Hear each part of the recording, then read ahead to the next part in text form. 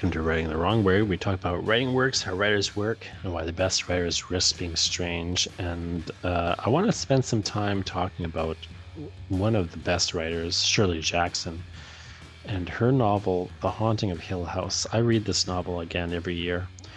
When I first read this novel, I hated it, by the way. I just didn't get the hype. It just seemed kind of whatever, like just seemed overhyped to me. I didn't really understand what was supposed to be so great about it. It just didn't really grab me for whatever reason.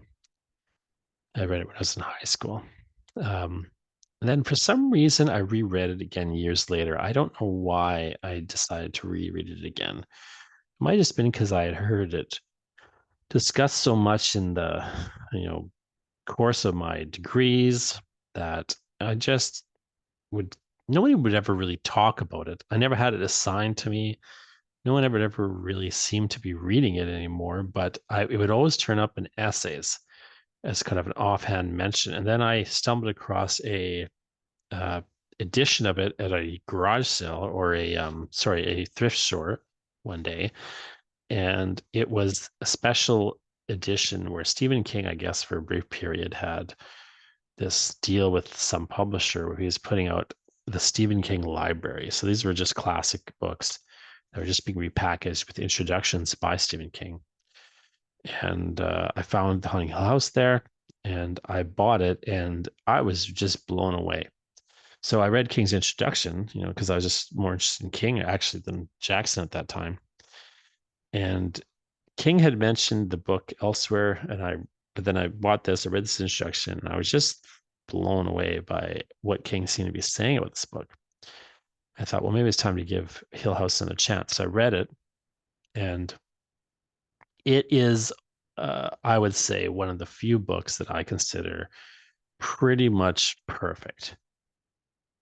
It's really, really, really difficult for me to spot even one bad moment. There's not one thing, and every time I reread it, I think to myself, this time I'm going to catch something. This time I'll find Jackson making a mistake or, just something that I don't quite think is working. But every time I walk away from the book, just more impressed by it rather than less. And I teach it a lot.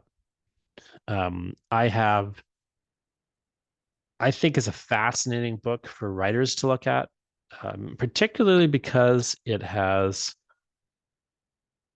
does two things incredibly well. Well, three things incredibly well. One, though, is this character, the main character, Eleanor Vance. Eleanor is, I think, one of the most fascinating characters in literature. She's one of the most interesting characters. She's not necessarily a sympathetic character, which I think is interesting. So the book is sort of a masterclass in some ways in how to write a character who isn't necessarily likable. One of the first things we're told about Eleanor is is something to make us not like her. Although we might, it's she's such an interesting character. She's drawn so interestingly in the first early pages of the book. And the other characters are quite interesting as well. The whole cast is interesting. This whole idea of getting a bunch of people together in a haunted house is sort of an innovation by Jackson here as well. And of course, that's been copied so many times in so many poor ways. Jackson really has a brilliant take on how these characters are interacting with one another. She really can draw Eleanor as a character in a fascinating way. It's a masterclass on Eleanor Vance and how to create a character. The book does other things very well, but so I'm going to kind of talk in two episodes here about The Haunting Hill House. But this first episode is all focused on Eleanor Vance and the kind of characterization of Jackson's approach. So we're going to dive into that. I hope if you like The Haunting Hill House, or if you like this discussion of The Haunting Hill House, if it's, it kind of helps you get a grasp of how you might write your own characters, or even if you just aren't a writer but are interested in this book, I hope that you will go to strangeinc.ca and sign up for my newsletter, where I'll make some more recommendations. I'll give you some more writing tips. I'll just tell you what's going on with me, share my drafts and what I'm working on, and you can reply to it. It goes right to me. You can tell me what you think of Hill House. We can keep in touch this way. Strangeinc.ca again is where you sign up to my newsletter, and the best way for you and me to keep in touch. Forget Musk, forget Zuckerberg, forget all the other things that are out there in the social sphere, where they want us to look at ass and they want our eyeballs. Let's just kind of circumvent all that and talk about Shirley Jackson and get on each other's emails here a little bit. But without further ado, let's discuss The Haunting of Hill House.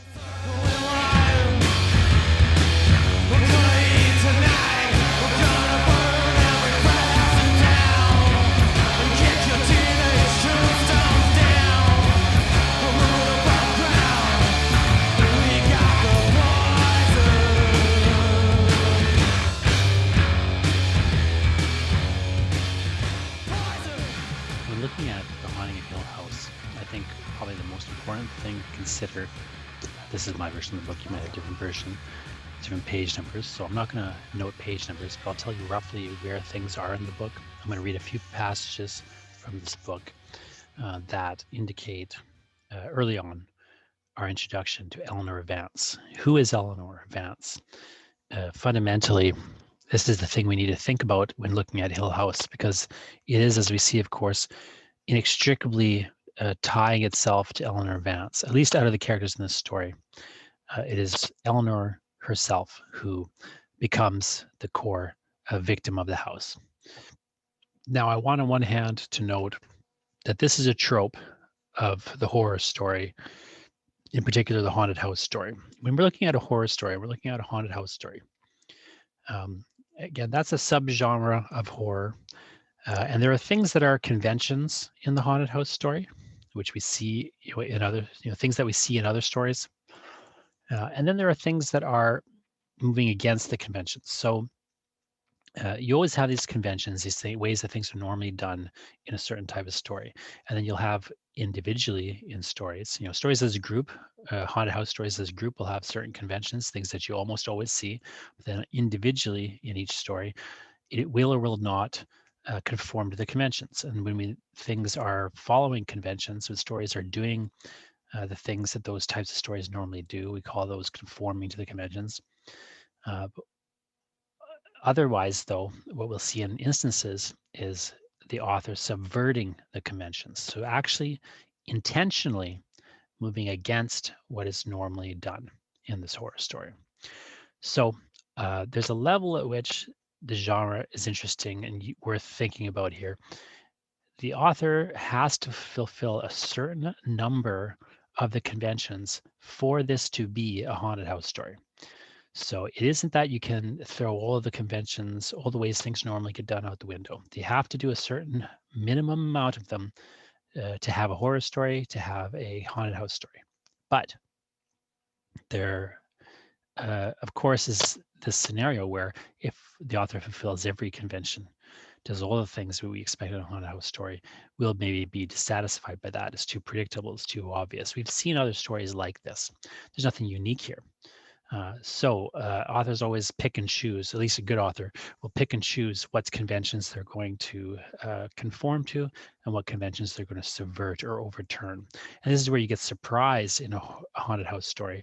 The audience, reading that story has a certain awareness of what is normally done in the story. And so you surprise them when you don't do those things. Now, it's worth just iterating a few of the conventions of the haunted house story that Jackson is conforming to. So one, there's a house, right? Hill House. In this instance, this house has a reputation for being haunted. So it's a house that people believe is haunted. It is a house that appears very much to be haunted insofar as unusual or strange things are happening there. So we have at a certain point, of course, the Excuse me.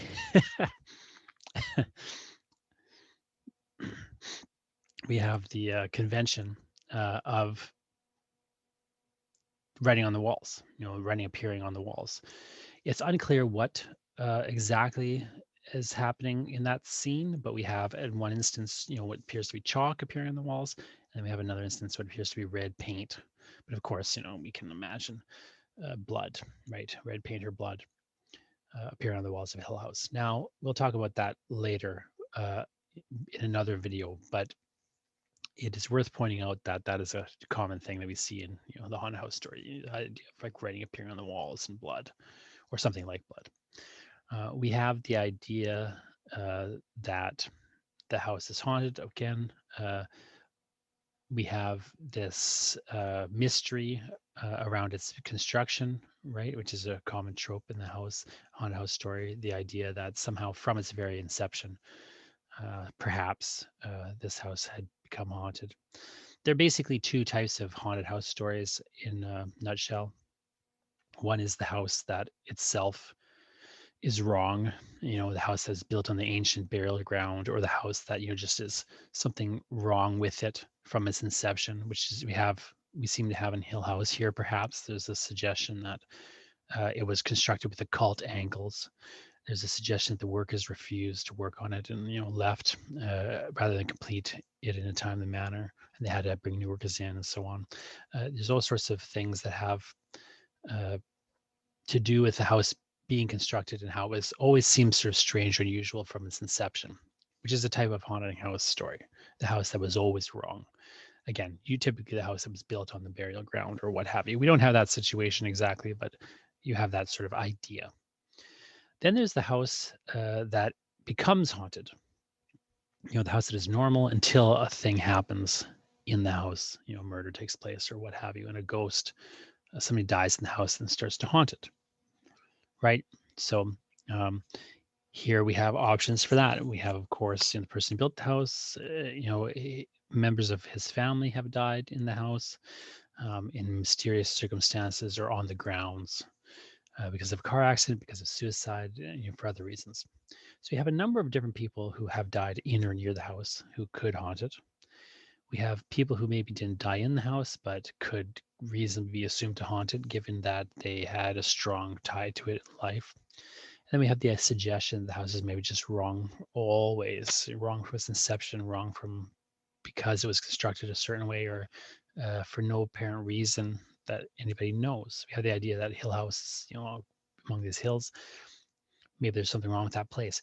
It's very, we have a lot of the common tropes, a lot of the conventions around what normally haunts a house are available for us. All the standard ghosts, all the standard reasons why a house might be haunted. But what is subverting the convention here is that we don't actually ever find out what haunts Hill House. The narrator doesn't really know what haunts Hill House exactly. We never really find out what haunts Hill House. We have all these options, but we don't have confirmation that any of these reasons is why Hill House is haunted. We don't even really have true and strong evidence that it is haunted. Everything that happens in the house is more or less something that people are perceiving. But we do have sort of this level at which the narrator suggests that whatever walks there walks alone. So it's very unusual and subverting conventions insofar as it is pushing against settling into what is the ghost, which is a very common point in the horror story. The haunted house story almost always hits the point where we now know what is happening. We didn't know for a while, and then we now know what is the reason, what is the haunting, what is the cause of the haunting. Now, the other thing to note here in terms of fulfilling of subverting conventions, again, so far as things tied to Eleanor, it is classical and conventional that the house has singled out one of these people inside of it to be its first primary victim. So it's very common in a haunted house story that you have multiple people in a house, and one of them will be the one that the house picks and starts to target phenomenon at. the one who suspects that something is wrong here, whereas the others disbelieve it.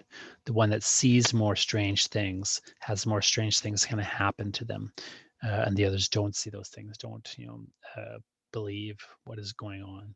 This sort of singling out of an individual as a target of the haunting before the haunting widens out to encompass the other characters is something we do see here.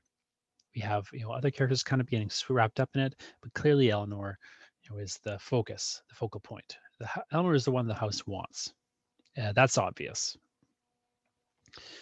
and that is a very conventional thing. One, that the haunting, whether it's a ghost or what have you, the haunting, typically the ghost in the haunted house story will select the person in the house who is somehow tied to the ghost. Either a really conventional thing they would have, but again, a way that Hill House is subverting a convention. Normally in these haunted house stories, you'll have a character like Luke, who is the one who has a familial tie to the people who own the house. Luke owns the house. His family has owned the house forever. He goes in back in the line, to the original owners of Hill House. But Luke, unlike most haunted house stories, this person with the familial tie, this person who has this land stake, who owns the property, is not the person who is targeted by the haunting. Typically, the ghost or the haunting will target the person who has a familial tie to the past, to why this place is haunted. There'll often be some aspect of revenge in the typical story. We don't have that here. Eleanor, who does not have a familial tie to the house, is instead the one who gets targeted. So on one hand, there's a fulfilling of a convention, targeting one individual more than the others. On the other hand, we have a subversion of the convention in that the person with the familial tie is not being targeted. It is a convention also in the horror story that women are targeted and are the subject of the hauntings. They typically are gendered in this way. Women typically and conventionally are the ones who the house or the ghost targets and victimizes either first or most fully. We see that to some degree in the yellow wallpaper, if in fact it's a supernatural story. If we don't want to call it a supernatural story, we can still look to other stories where we see that same trajectory, a haunting that targets primarily the woman in the house before the others, who's seen as more sensitive to a supernatural phenomenon for whatever reason. Typically because the ghost themselves is a murdered woman. This is the conventional thing that we'll see. And then it therefore the ghost will target the person most like themselves, and try to, take possession of that person. It's very typical to have that trajectory in a haunted house story where again, if you want to regard the yellow wallpaper as a haunted house story, we could see something like this happening, where the person who is haunting, the woman haunting, is trying to take possession of a woman like themselves, and sort of get a second, chance at life, or having a body, or having control. Now, we don't have a clear sense of what's going on in Hill House or what's haunting it, but I think it is fair to say that by the end, we do have this idea that Eleanor has to some degree been taken possession of, or at least Hill House has worked on her thoughts. It's taken, if not full possession of her body, it's worked on her mind, and it is getting her to do the things that it wants her to do, as opposed to maybe what is best for herself, or what she might be thinking about doing herself. So by the end of the story, for example, we have that the moments where she's crashing into the tree, which we'll investigate a little bit more fully in another video. But in those moments, it's very plain to see that Eleanor does not seem fully in control of herself. When we're first introduced to Eleanor, it's worth pointing out some of the aspects about who this Eleanor Vance is. So our real introduction to Eleanor is Eleanor Vance was 32 years old when she came to Hill House. The only person in the world she genuinely hated, now that her mother was dead, was her sister. She disliked her brother-in-law and her 5-year-old niece, and she had no friends. This is owing largely to 11 years she had spent caring for her invalid mother, which had left her with some proficiency as a nurse and an inability to face strong sunlight without blinking. She could not remember ever being truly happy in her adult life. Her years with her mother had been built up devotedly around small guilt and small reproaches, constant weariness, and unending despair. Without ever wanting to become reserved and shy, she had spent so long alone with no one to love that it was difficult for her to talk even casually to another person without self-consciousness and an awkward inability to find words. Her name had turned, so I just want to pause here for a second. So let's just look at the personality of this poor woman that we've been told um, we're meeting now, and who's primarily going to become, as the story goes on, its main character. We start with kind of talking about Montague and other people, but really Hill House has selected Eleanor. We're told she's more or less 32 years. She's 32 years old and she's unmarried, so she has no relationship at this point time in this period that this book is being written. She'd be considered a spinster. There's a suggestion throughout the book that she possibly has, some sort of queer desire for Theodora. She certainly has, kind of lashed on Theodora as a friend or possible friend, although Theodora doesn't seem fully to be returning this affection. She seems kind of uh, somewhat vicious at times. Uh, there's different ways to interpret kind of Eleanor and Theodora's relationship. You can kind of think what you want to think about it, and you can kind of look at the text and see where you kind of can find evidence for what you want to think about it. Certainly, the whole possibility of a queer relationship is there and supported by the text, but it's never really a thing that gets confirmed in any real way. So, it's interesting to consider and think about how that might affect how you read this book.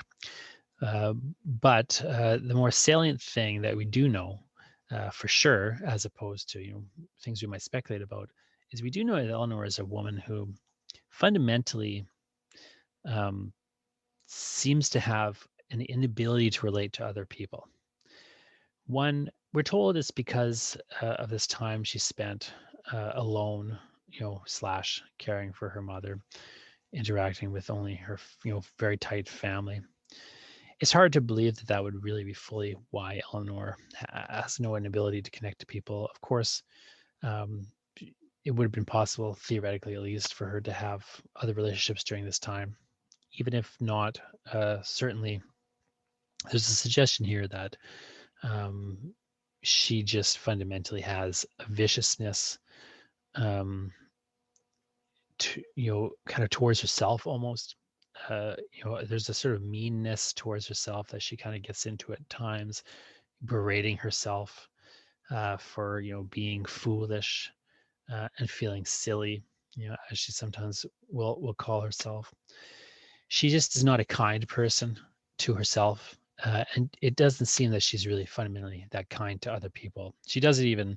She has a grudge against her 5-year-old niece. This is a woman who not only has nobody to give affection to, but I think it's fair to say is maybe it's hard to see how she might um, have affection in her to give, perhaps. She seems to have, on one hand, be a very pitiful figure who has been sort of beat down by life in certain ways, or at least feels beat down by life in certain ways. And in other respects, it seems so. On one hand, it seems like we can be very sorry for her, perhaps, and she's, a person who is maybe very sad.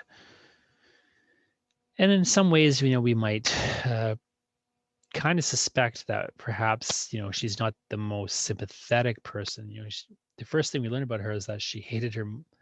The only person she hated now that her mother was dead, was her sister. So she has this absolute hatred of her family. It seems almost justifiable. Clearly her mother has kind of kept her under her thumb for more than just these 11 years. Her sister also seems kind of overbearing. Eleanor here has been taking it. Here she finally, kind of does some activity and breaks free, but there's a certain level of sociopathicness to maybe what she's doing. But I think, you can kind of argue about who Eleanor is precisely and whether we should feel sympathetic for her or, maybe not. but certainly she seems to get more than she deserves insofar as, becoming the target of something that just seems beyond her ability to deal with. She can barely deal with another person. She certainly is not ready to deal with Hill House. She's been invited there because, as we find out here very quickly, that when she was young, stones rained on her house. Showers of stones had fallen on her house without any warning or indication of purpose or reason. And this had happened um, when she was 12 years old. Their father died, and about a month into his death, during her mourning process, these stones started to rain on her house. Um, they rained for about 3 days, and then when they moved Eleanor out of the house, they stopped falling. Dr. Montague has taken this as a sign that he believes Eleanor is haunted by a poltergeist. He makes a distinguishment between ghosts and poltergeists at a certain point. He says, Montague later distinguishes between ghosts and poltergeists, saying, well, a poltergeist is this undirected force that can move things in the physical world, but has no kind of mentality or consciousness behind it. Whereas a ghost, he says, sort of has a sort of consciousness, it has a mentality, it has, a direction in that sense. It has, things it's trying to do, unlike a poltergeist, which is just lashing out in a kind of emotional way. But a ghost cannot affect the physical world, unlike a poltergeist, which can throw the stones and so on, make it rain stones. So you get an interesting idea here that if Montague is correct, which of course we don't have a lot of reason to believe, he doesn't seem to know that much truly about haunting. But if he's correct, this is how the rules work in this story, we get the suggestion that Eleanor is haunted by a poltergeist and the house is haunted by a ghost. And you get the idea that the house wants Eleanor and is targeting her. I think an interesting way to look at this, and you don't have to buy this interpretation precisely, but I feel like one explanation for what is happening here is that perhaps what the house wants is for Eleanor to die on the grounds, not because it has an interest in Eleanor, but because it wants the poltergeist. Here is the thing that the house can't do, affect the physical world in a strong and direct fashion. And possibly, Eleanor has a sort of piece of the puzzle in terms of what the house needs or wants to do to increase its power. And that's a bit of speculation because we don't see really past Eleanor's death. But it is, I think, an interesting thing to note as, the reason that perhaps Eleanor is being singled out. But let's push that aside for a second. Perhaps that's too much speculation. We do still, again, know certain things about Eleanor. We know that she has this great fantasy life. As she's driving towards Hill House, has this fascinating moment where she stops all beside the road and stares at this other house. She'd be passing and admiring a row of splendid tended oleanders blooming pink and white in a steady row, and now she'd come to the gateway they protected, and past the gateway the trees continued. The gateway was no more than a pair of ruined stone pillars with the road leading away between them into empty fields. She could see that the oleander trees cut away from the road and ran up each side of the great square, and she could see all the way to the farther side of the square, which was a line of oleander trees seemingly going along a little river. Inside the oleander square, there's nothing. No house, no building, nothing but the straight road going across and ending at the stream. So she's stopping at a space where all these trees have been planted in a particular pattern, which suggests that they were designed to bound and go around a house, but there's no house there. It's just sort of this empty, uncanny space where it seems like a house is missing. And she thinks to herself, now what was here, she wondered, what was here and is gone, or what was going to be here and never came? And now at this point, I'm going to continue to read the quote here, but notice what happens at this point. She stopped, she sees something that is actually the case, the strange sort of thing that she sees on the side of the road. She stops the car, she looks, and she starts to wonder, well, what maybe was here, or what was supposed to be here, but they never bothered to build it. Then watch what happens. She moves into this fantasy world. She starts to imagine the answer to that question. Well, and look at the complexity of the fantasy that she constructs. Was it going to be a house or garden or an orchard? Were they driven away forever? Are they coming back? Oleanders are poisonous, she remembered. Could they be her guarding something? So she's got these kind of questions. She's starting to spin her fantasy a little bit. Then she just moves. This is, I think, a very important moment that really gives us a key insight into Eleanor. She moves really fully into this fantasy that she suddenly constructs. She starts to answer the questions that she just asked.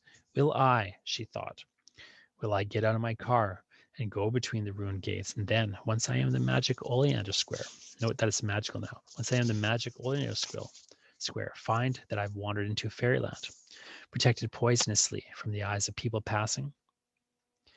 So now, note the fantasy here. The fantasy is one of being protected by these oleander trees from other people.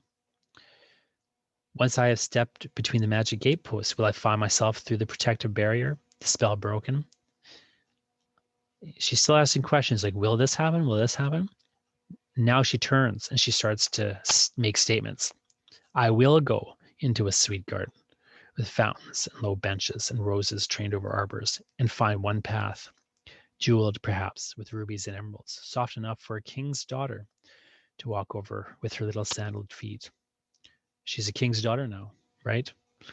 She's a princess in this imagination. She's a princess being protected by magic from other people.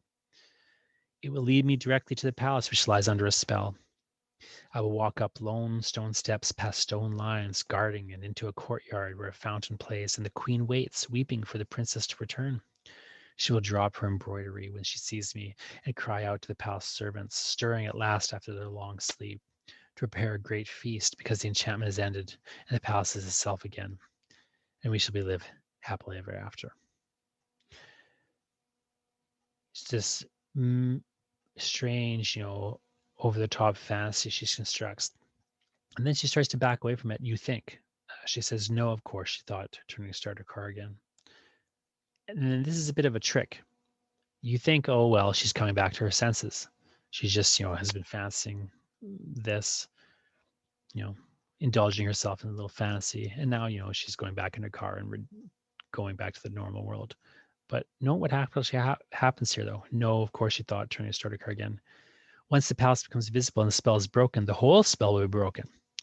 And then all this countryside outside the oleanders will return to its proper form, fading away, towns and signs and cows, into a soft green picture from a fairy tale. Then, coming down from the hills, there will be a prince riding, bright and green and silver, with 100 bowmen riding behind him, pennants stirring, horses tossing, jewels flashing.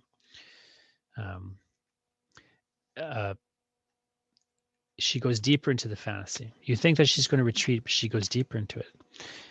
And now, note what's happening here. She is driving towards Hill House. She stops and sees a place where there is no house, and she imagines going into it and returning home. The fantasy she has is that she is returning home. She is coming back as a princess to the place, to her kingdom, to the place where she belongs. It's this fantasy of belonging. Before she gets to this house, she is so primed to become its victim.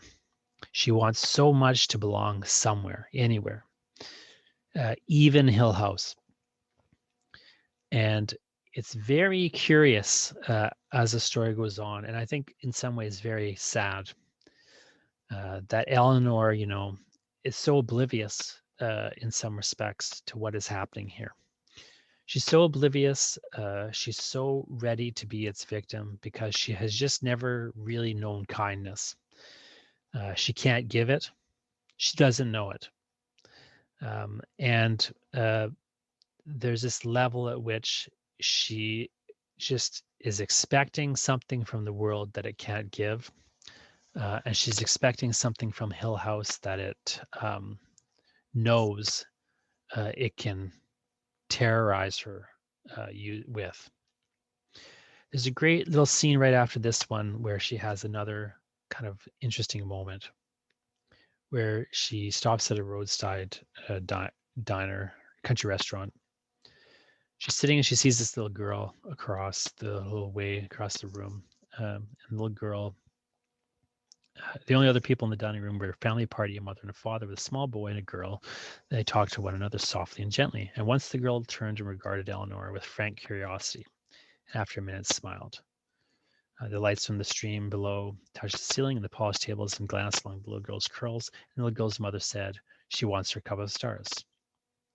Eleanor looked up surprised. The little girl was sliding back in her chair, suddenly refusing her milk. While her father frowned, her brother giggled, and her mother said calmly, "She wants her cup of stars." Indeed, yes, Eleanor thought. So, indeed, so do I. A cup of stars, of course. So now, she's like identifying now with this little girl. All of a sudden, she's got an identification with this little girl. She wants this cup of stars just like this little girl wants her cup of stars. She doesn't know what the cup of stars really refers to, but she's kind of in a symbolic world, what she wants. She's been thinking about what she wants as she goes to Hill House, and here it is symbolized. She wants her cup of stars. Her little cup, the mother was explaining, smiling apologetically at the waitress, who was thunderstruck at the thought that the mill's good country milk was not rich enough for this little girl. It has stars in the bottom. She always drinks her milk from it at home. She calls it a cup of stars because she can see the stars while she drinks her milk. Waitress nodded, unconvinced, and the mother told the little girl, "You'll have your milk from your cup of stars tonight when we get home. But just for now, just to be a good little girl, will you take a little milk from this glass?" And now, note the reaction here. It's a very, I think, brilliant moment that Jackson has put in here, because it gives you deep into who Eleanor is. And I think it really is maybe the moment that ties you to Eleanor the most. "Don't do it," Eleanor told the little girl. So this is just in her head. She's thinking this. It says Eleanor told, but do kind of note something here.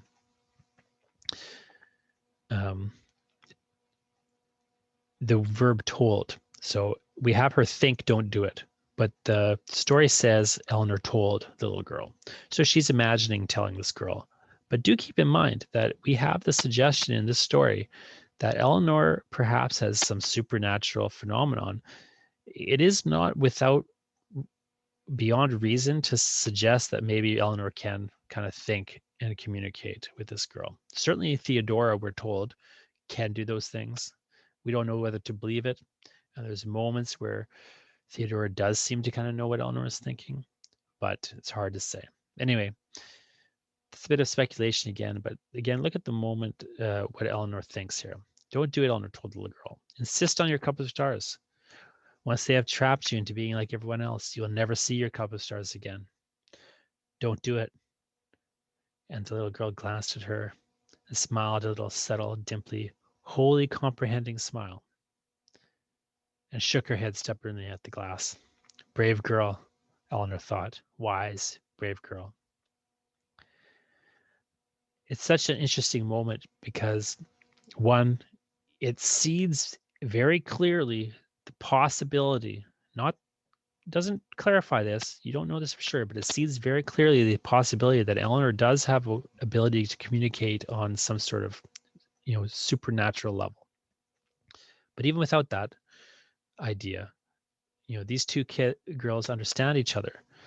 One, because Eleanor is a child herself in many ways. She has never really grown up. At the same time, she's kind of lost her childhood. She's a weird position where she's an adult child who has never really had a childhood. But they trapped her. They trapped her into being like everyone else. They took away her cup of stars, and she let them take it away. She took care of her mother, who she hated, for 11 years. And now here she is, about to be the victim of Hill House.